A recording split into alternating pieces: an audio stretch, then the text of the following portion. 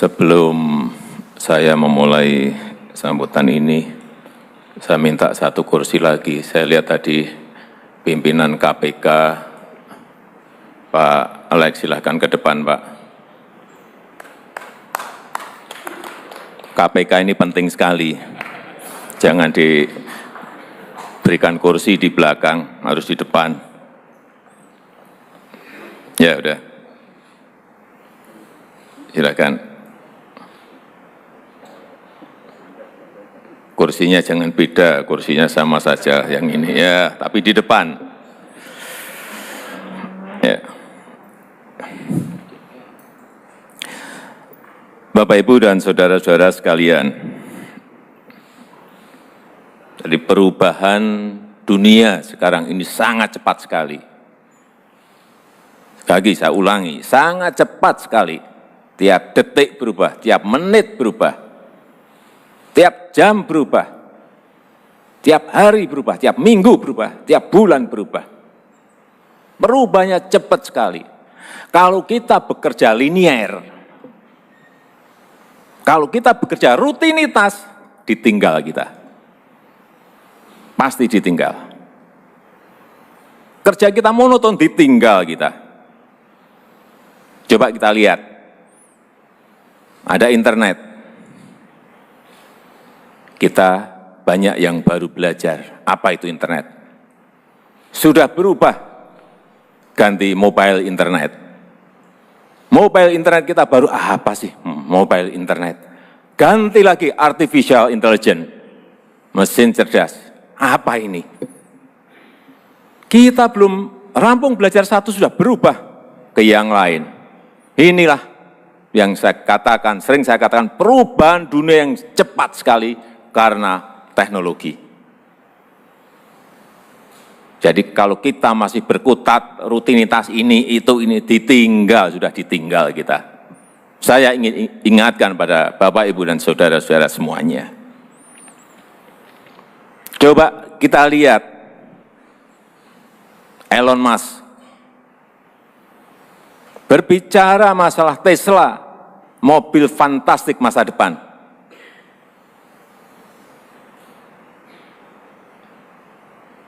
Gagasan dia yang lain, Hyperloop, memindahkan orang dari satu tempat ke tempat yang lain dengan sangat cepatnya.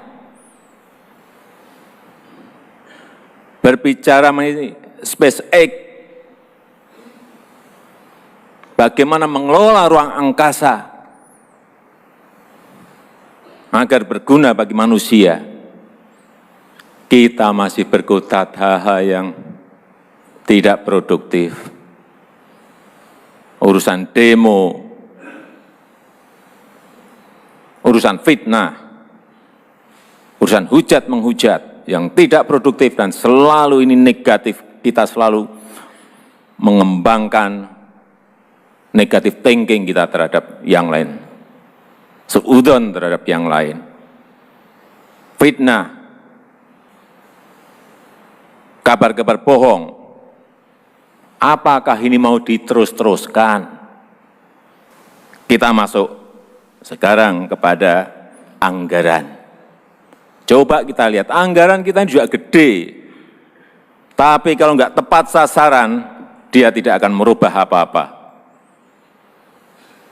Kalau anggaran itu hanya basa-basi, asal bisa menyajikan SPJ, kemudian beres, sudah.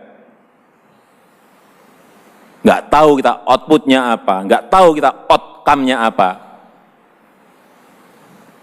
Kapan negara ini akan mau maju? Kita harus sadar semuanya. Dulu banyak yang belajar kepada kita. Malaysia, dulu guru belajar pada kita, kita ngirim guru ke sana. Sekarang kita sudah kalah. Dulu jalan tol, negara lain tahun 70-an, Jagorawi itu menjadi contoh negara-negara yang lain. Kita 40 tahun hanya bisa membangun 780 kilo. Di Cina yang dulu belajar kepada kita sudah 280.000 kilo. dulu belajar pada kita apa yang salah dari kita. Itu yang harus kita evaluasi.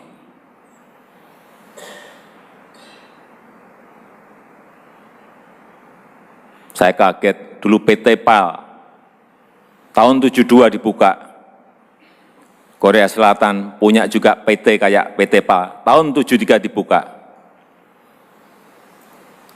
Kita belum maju kemana-mana, dia sudah bisa bikin kapal selam. Apa yang salah dengan kita?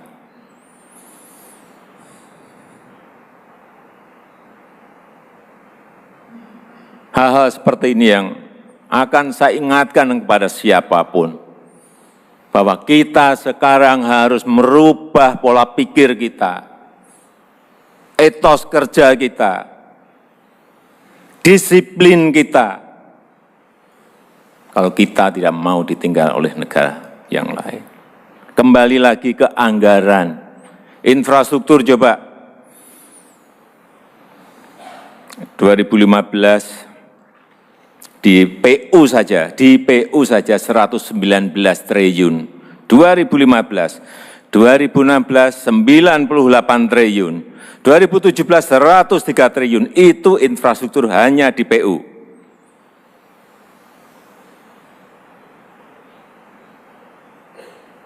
Saya ingatkan ini juga perlu diawasi. Ini duit gede, ini anggaran gede. Di perhubungan, coba kita lihat, 2015 43 triliun, 2016 20 triliun, 2017 26 triliun. Ini duit gede sekali. Memang kita sekarang ingin fokus, ingin konsentrasi pada infrastruktur, karena kita sudah ditinggal jauh oleh negara-negara lain di sekitar kita. Ini adalah basic dalam rangka kita menuju ke step berikutnya. Anggaran desa, coba kita lihat. Hati-hati terhadap anggaran desa. 2015, 20 triliun. 2016, 47 triliun. 2017, 60 triliun. Meningkatnya, meloncat, sangat besar sekali. Tetapi hati-hati, mengelola uang sebesar ini juga tidak gampang. Tidak mudah. Hati-hati. Saya senang tadi kepala desa diajak untuk ke istana, tapi yang diajak adalah yang baik-baik, yang sudah bagus dalam pengelolaannya terhadap dana desa itu, dan para bupatinya juga. Saya titip 60 triliun itu bukan uang sedikit. Bisa menjadikan desa kita baik, tapi juga bisa menjadikan kepala desa itu menjadi tersangka kalau tidak cara-cara pengelolaannya baik. Oleh sebab itu, saya harapkan Habib, aparat pengawasan kita betul-betul ini dikawal, diawasi, dicek, dikontrol betul, agar nanti ada output yang baik, ada outcome yang baik. Dan tolong dimulai dibangun sebuah sistem, aplikasi sistem keuangan desa ini yang simple, yang sederhana. Saya lihat yang dulu, laporannya ruwetnya kayak gitu, gimana kepala desa malah tidak ngurus desanya, malah ngurus laporannya nanti. Kalau cara membuat laporannya ruwet seperti yang saya lihat 2 tahun yang lalu. Buat aplikasi tata kelola keuangan desa yang simple, yang sederhana, sehingga cepat, gampang buatnya.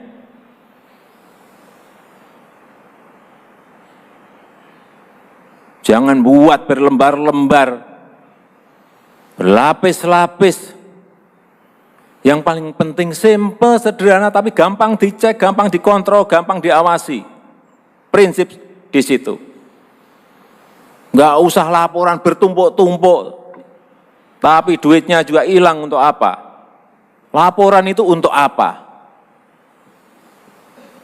Enggak ada gunanya.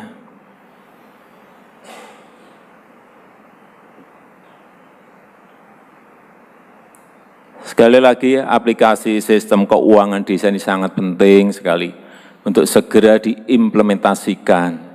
Sehingga ada transparansi, ada pertanggungan jawab yang betul-betul konkret, real. Tidak hanya di tulisan, tetapi lapangannya juga kelihatan.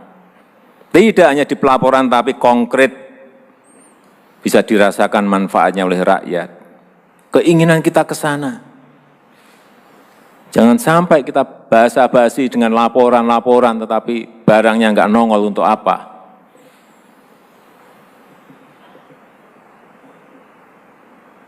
Sekali lagi, saya ingin ini kepada semua menteri, sudah saya sampaikan, orientasi kita jangan orientasi prosedur. Harus berubah orientasi kita, ada orientasi hasil. Orientasi hasil. Saya sudah perintahkan ke Menteri Keuangan juga masalah SPJ yang dulunya ruwet sampai berapa Bu Menteri? 40 berapa? 44 apa itu? 44 laporan. Juknisnya berapa? 98. Apa-apaan ini? Semua dinas, semua desa, semua kementerian, tiap hari lembur bukan untuk kerja tapi ngurusi SPJ. Saya sampaikan nggak mau saya berbelit-belit seperti itu. Dan Bu Menteri langsung respon. Sekarang udah berapa sih?